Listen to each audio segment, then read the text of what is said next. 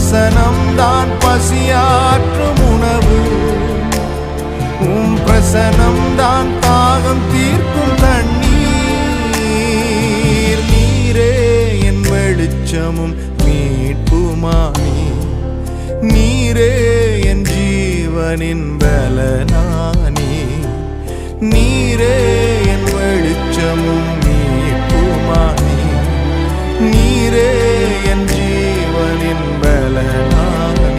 நானும் அபிஷேக ஒலிவமரம், மாலயத்தில் நடப்பட்டவன்,